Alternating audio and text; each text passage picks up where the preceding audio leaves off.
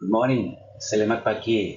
I would like to present to you this innovations and technology network in South and Southeast Asia, particularly that we talk about the sanitation challenges. So I'm not able to join you in this event due to the other meeting. I apologize for that. But anyway, I try to give you certain ideas that how we should go about this kind of things. So let me start with the agenda of my presentation. I will talk about the challenges in South and Southeast Asia. And of course, try to highlight that what are the innovations that we have done so far, and then not just only the technology innovation, but perhaps we could think about the management innovation as well. Together with that, I just like to share some thoughts about that recurring sanitation challenges, especially that we are approaching to that to the year 2030, and then we need to consider about the next normal sanitation. What should we do? And then I try to conclude that. Then you know well, I think these 4.5 billion people having challenges that no access to safely managed sanitation, and I'm sure that not only in South or Southeast Asia, around the world, we are facing the same issue, the same problems. Then, well, just talk about the global status. You may notice here that the Central and the Southern and East and Southeastern Asia, we are improving, but not so fast, not very fast. Anyway, I think we need to think carefully about that.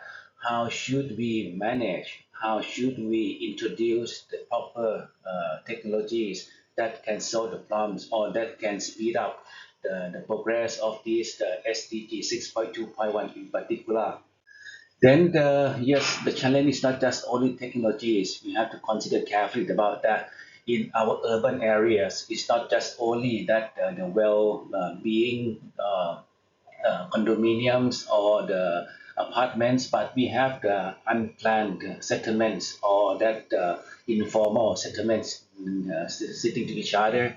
Then perhaps we need to think carefully about that, how innovations, how technologies can solve the problems, not just only in one sector, but not solving another sector. So this could be the challenge that we have. That's why I just like to share with you that we talk about the East and Southeast Asia. Yeah, but you can notice here that even we try to be that quite fast or improve the sanitation 6.2 quite fast, but you can notice in my country, in Thailand, that it's not very fast. We can achieve the basics or the access to safe toilet very fast, but not the safely managed sanitations, whereas many other countries in Southeast Asia quite facing the same. I'm sure that the countries in South Asia as well also facing this kind of the issues. Then the trend in the services that if we would like to invest more or try to convince the government, the development banks, or whoever, the investor, we have to double, triple, or even 25 times, like in Thailand, that we have to manage or to invest more to ensure that our people can get access to the safely managed sanitation services. But anyway, I think I have shared this kind of figures many times in many events, but still, it is still the challenge here that mostly our waste and wastewater is partially treated. Even if we have 99% so the people can access to the toilets, to the safe, or basic sanitations, but with that kind of the pollution from the fecal sludge or from the untreated wastewater, it is going back into the environment, and then we still facing lots of that the health issues remaining from that, the sludge remaining from that, the untreated wastewater. Then just to share with you that these ideas that well, that could be the huge market, and then the people in uh, South and Southeast Asia and Africa and many other countries, we need to define many more innovation, the technologies and some other that. But think about that, how we can adopt the technologies not just for the toilets, but through that the sanitation change that starting from the toilets with the containment, the transportation system, and also the treatment or the reuse. That should be the integration into the sanitation change. Then that's why I just like to share with you that in the past, luckily, the Bill and Melinda Gates Foundation start thinking and investing a lot of money from their fund that how they should speed up the development of the technologies, particularly for the sanitations. So in the last 10, 13 years, they have invested many millions, and then luckily AAT is one of that the recipients of that fund to reinvent the toilets as well, and then we can going up. And definitely our partners, our other institutions that receive the same fund, they also having many of the innovations, like you have to see that the HRT or the CRT. The HRT is that the household reinvented toilets testing units, or the CRT. This is the communal reinvented toilet technologies that now being tested, being used in China, in South Africa. And also they also have this so-called omni processors that can process sludge on the site without the supply of the energy, but they can even generate the energy itself. So that could be the technologies that we can invent. But of course, if we talk to that the inventors, still we are struggling many issues. For example, that our technologies, we also develop several technologies that to meet the standard, that to meet the requirements, and also that we try to promote as well, that how we can make use of the technologies in the field, not only in the research society, but of course to the commercial side, to the commercial sectors, that how can link to that or develop a new um, human resources, like together with ITV, for example, we have to use that this kind of a momentum to develop the course curriculum, and then create that the experts or professional in the region. So this could be something that we have experienced in the past, not just only the technologies, but invent many other innovation through the management, to the policy, to the digital platform, for example. Then the technology evolutions that in our team, in our labs, we could develop so-called solar septic tank, cyclone tube toilet, and cess to fit. And as I earlier mentioned to you that our technologies, we like to comply with that the standard, or very stringent standard, so-called ISO 3500. Then we have to do that, and then with that kind of the product design, you can notice here that it's quite nice, it's quite interesting. Then we are able to convince one of the company, the biggest company in Thailand, that they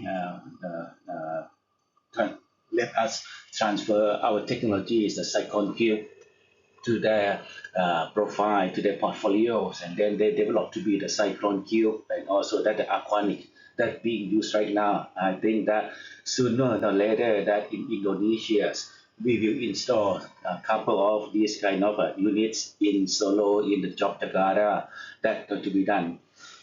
But the thing is about that, when we invested for many millions, by not our but the foundation themselves, still we have this kind of recurring sanitation challenges, even if we try our best to explore, to develop the technologies, and then the sanitation challenge is still there.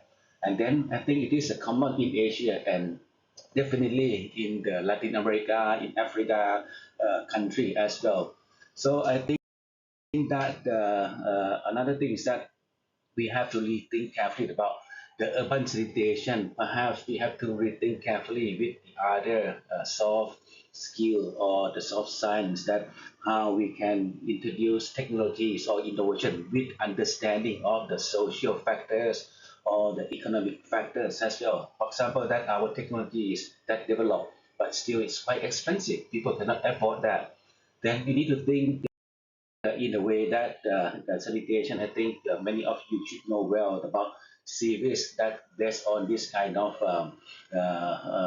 system, that we can integrate and understand with the inclusive mandates, and then we can reach the target and enough funding to provide for all. So is, I think, the citywide inclusive sanitation model that would be one of the innovation that we have to fulfill on that. And I'm sure that not just only planning processes, still we need technology, we need innovation that affordable and that can provide equity, safety, and sustainability as well. But the other things that we are facing so far, I think the next normal in sanitation is that the coming off is the change or challenges that can cause equity impacts, watch impact, and other impacts too. So I think you know better. But anyway, just to highlight on that, the poorly managed sanitation, and if we have that, the increasing temperatures, so there could be many impacts or implications to drought, to floods, to sea level rise, to extreme temperatures, to the intense storms. So that could cause lots of problems in the sanitation. Instead, that we have the best invented toilet technologies, but once it's flood, whether it can resist to the flood or not, that's a big question as well. That's why I think our technology should go for this so-called the next sanitation technologies that should have a kind of adaptation capacity, resilience capacity, and mitigation capacity as well. So that I would like to share my ideas that instead of the CVIS, that's mean the citywide inclusive sanitation, we need to think about that the climate-wise inclusive sanitation that we can introduce wise enough that we can adapt, we can resilience, we can mitigate the problems of the climate change through the sanitation system by our technologies. With that, I just like to highlight certain takeaways that the emerging challenges is still there. The recurring challenges like the fiscal slash management. We cannot just having only the technologies to solve the problem, the management system together with that the climate that we have talked about. Then the inclusive planning together with that how we can integrate the low income communities or including other waste and wastewater like the grey water, solid waste in the planning in the technologies as well.